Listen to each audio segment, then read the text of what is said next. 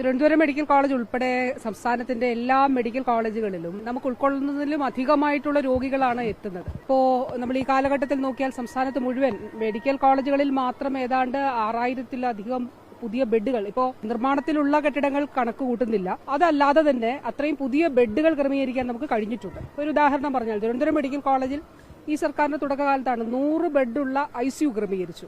അപ്പോൾ നമ്മൾ അന്ന് വിചാരിച്ചു 100 ബെഡ് കൂടി ക്രമീകരിച്ചാൽ ഇവിടേക്കുള്ള ഒരു റഷ് നിൽക്കും, നമുക്ക് കൂടുതൽ ആളുകൾക്ക് കൊടുക്കാൻ കഴിയും എന്നുള്ളത് വിചാരിച്ചാണ് 100 ബെഡുള്ള ICU ക്രമീകരിച്ചത്.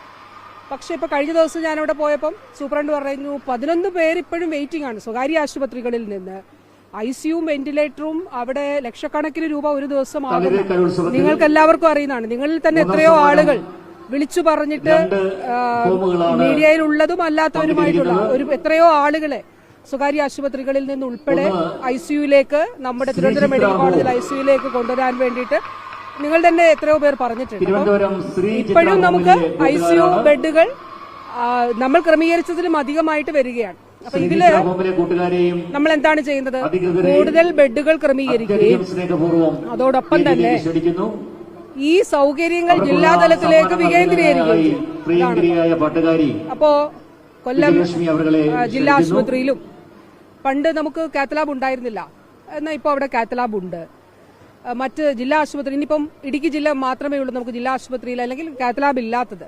ഇപ്പൊ അടിമാലിയിലും ഇപ്പോൾ ഓർഡറായി, നമുക്ക് ഇൻഫ്രാസ്ട്രക്ചർ ഒക്കെ കഴിഞ്ഞു. ഇനി എക്യുപ്മെന്റ് അവിടെ വെച്ചാൽ മതിയാകും. അപ്പൊ നമ്മൾ ശ്രമിക്കുന്നത് പരമാവധി ചികിത്സ തൊട്ടടുത്തുള്ള ആശുപത്രികളിൽ നൽകുന്നതിന് വേണ്ടിയിട്ടാണ്. അപ്പോൾ കൂടുതൽ ബെഡുകൾ ക്രമീകരിക്കുകയും കൂടുതൽ ചികിത്സാ സംവിധാനങ്ങൾ ക്രമീകരിക്കുകയും ചെയ്യും. എന്നിട്ടും ഇപ്പൊ ഒരു രോഗി വന്നാൽ നമ്മൾ ഒരാളെയും തള്ളിക്കളയില്ല എന്നുള്ളതാണ് മെഡിക്കൽ കോളേജ്. കഴിഞ്ഞ ദിവസം ഞാൻ അവിടെ പോയപ്പോൾ 28ാം വാർഡിൽ 70 ബെഡാണ്. 70 ബെഡ്, പക്ഷെ 170ഓളം പേഷ്യൻസ് ആണെന്ന് അഡ്മിഷൻ വന്നത്. അപ്പൊ OPയിലും എമർജൻസിയിലും വരുന്ന അഡ്മിഷൻസ് ഈ വാർഡിലേക്ക് വരുന്ന സാഹചര്യം. ഇപ്പൊ നമ്മൾ ചെയ്യുന്ന കാര്യങ്ങൾ സൗകര്യങ്ങൾ കൂടുതലായിട്ട് ക്രമീകരിക്കാം. അത് ആ നിലയിൽ ക്രമീകരിച്ച് തന്നെ മുന്നോട്ട് പോകുന്നു. രണ്ടാമത്തെ കാര്യം, നമ്മൾ നേരിടുന്ന ഒരു പ്രശ്നം, ഇവിടെ നിന്ന് വന്ന് ഉപേക്ഷിച്ചിട്ട് രോഗികളെ പോകുന്നുണ്ട്.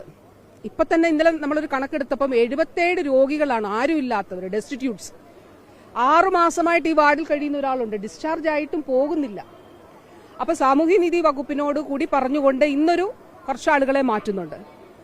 ഞാൻ അല്ലാതെ തന്നെ സാമൂഹ്യനീതി വകുപ്പ് വഴിയാണ് നമുക്ക് ചെയ്യാൻ കഴിയുക. പല സ്ഥാപനങ്ങളോടും പറഞ്ഞിട്ട് സാമൂഹ്യനീതി വകുപ്പ് വഴി ഇങ്ങനെയുള്ള ആളുകളെ മാറ്റുന്നതിന് വേണ്ടിയിട്ടുള്ള